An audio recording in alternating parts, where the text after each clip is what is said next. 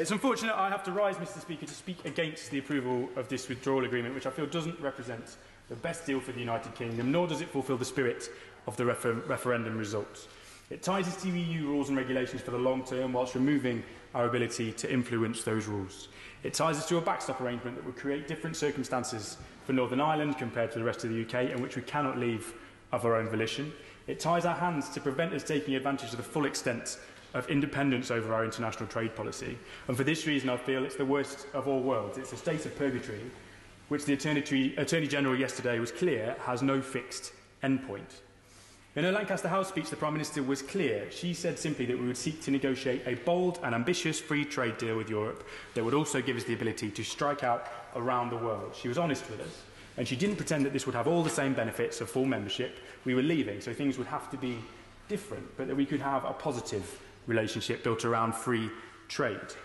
She aimed to take back control of our money, our borders and our laws, and she was quite right that these were at the heart of the reasons why people voted to leave. She said that no deal was better than a bad deal, and that if the EU wouldn't give us something that worked for the whole United Kingdom, then we could walk away and succeed on our own merits. And it's hard looking back to understand how we've ended up here, particularly when our manifesto in 2017 committed us to so much more.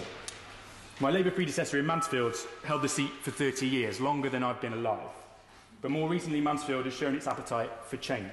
Local people voted Conservative for the first time in 2017, sick of decades of representatives moaning about the past but having no plan for the future. They also voted overwhelmingly to leave the EU in 2016, fed up with being forgotten by the establishment and eager to take back control of their destiny. I'm under no illusion, Mr. Speaker, that each of my constituents, most people in the country, in fact, have dissected the details and come to a conclusion on their preferred customs arrangement. Some have, the vast majority have not. This doesn't mean that they didn't know what they wanted when they were voting.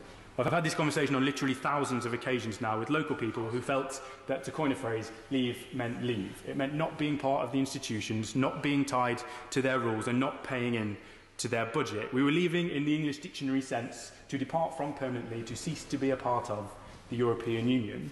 I think that's the fundamental misunderstanding by many, not just in this place, out there too, that it might be possible to make it look like leaving whilst actually seeking continuity. At Lancaster House, the Prime Minister did not phrase things in that way.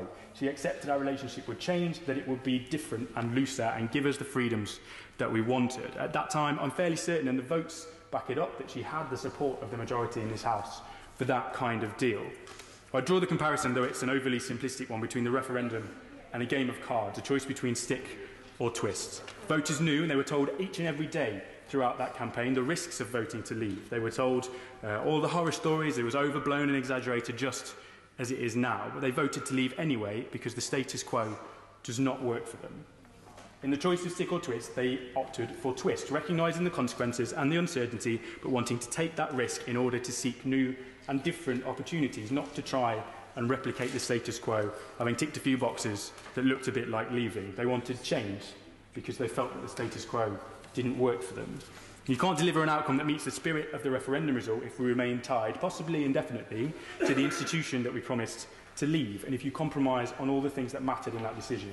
It can't be boiled down to a spreadsheet with data on economic forecasts. It was so much bigger than that, and about the heart as well as the head.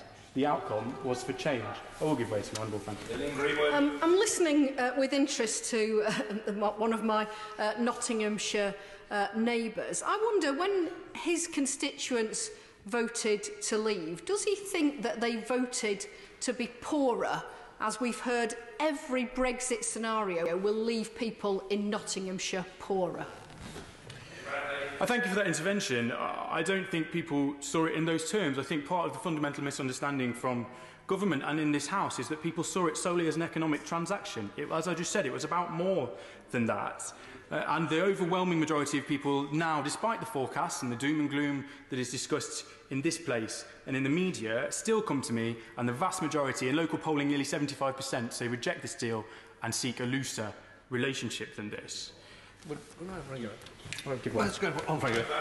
Picking up the previous intervention, would he agree that his constituents and mine were very sensible and completely ignored these ludicrous forecasts, all part of Project Fear?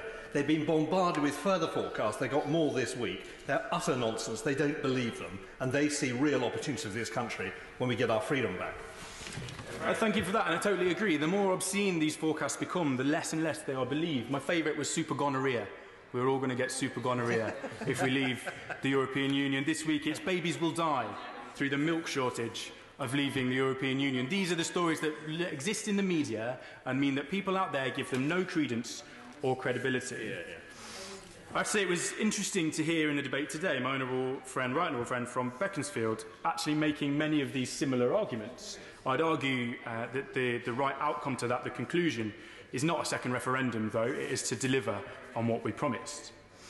Well, it's absolutely right, I think, that people are sick of this debate and they want to get it done, but this proposal doesn't allow us to do that. Instead, the debate rolls on for another year or 18 months as we try to agree a future relationship. It offers little certainty to business and almost guarantees that we'll be back here again in 2020 having equally divisive and difficult debate. The withdrawal agreement as it stands doesn't end the problem, far from it, and I'd argue that actually the only way to truly get it done and put it in the rearview mirror, to get on with talking about a positive domestic agenda as members opposite have mentioned, is actually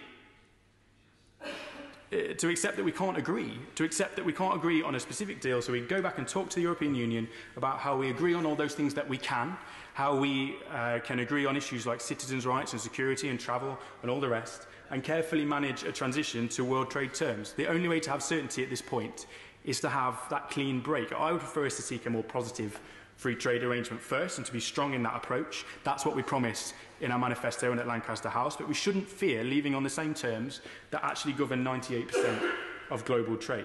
There are better relationships that can be agreed further down the line, with or without this withdrawal agreement, that may be true.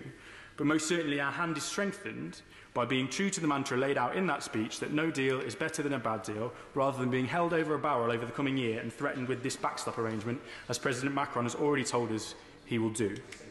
The withdrawal agreement accepts, after months of saying it couldn't be done, it's impossible, it says in black and white that the Irish border situation can be resolved through technological solutions. It's a political problem, not a practical one. And again, if we're better prepared for that debate if we leave and come at it from a position of strength. The World Trade Organization has been clear. The rules wouldn't require a hard border, and HMRC on both sides has said the same. If the barrier to achieving that is a political one, and the Prime Minister is right that there is no deal without the backstop, then we have to take charge of that debate in the interests of the whole of the UK and put ourselves in the driving seat, saying this is not acceptable, and how do we handle that no-deal scenario, because we're not going to agree to something that is detrimental to the United Kingdom. That's the only way to force this issue. The issue that currently dictates this entire arrangement, which has always been built around the problem rather than being built around the positive outcomes that we all wanted to see. My honourable friend from North Shropshire laid out earlier, with great experience of this issue, customs has moved on and we have to embrace that, and the EU has to embrace that too. It's a divisive issue. And reaction is, of course, mixed. I've had constituents ask me to support the deal, to support remaining. But as I said in response to the honourable member from Nottingham South's intervention, the overwhelming majority in my constituency, whether it's collaring me in the street, whether it's answering me on social media or writing to me, want us to be stronger and to agree a looser arrangement with the European Union that gives us the freedom that they sought. We have to start from the premise that we are a free and independent nation seeking a trade deal with Europe, as we laid out at Lancaster House, not from the position of seeking continuity with our existing arrangements, as this agreement does. If we do that, and if we truly take back control and deliver on the referendum result, it would restore the brittle faith in democracy that led to that outcome in the first place. It will prove to people in constituencies like mine that, in fact, government does listen and it does act on your decision, and you do have a voice. Brexit presents a huge opportunity to give people who have felt forgotten for a long time a chance to believe in government and to believe in a country that's proud, independent and embracing new opportunities across the whole world. But I regret that this withdrawal agreement can't deliver that outcome.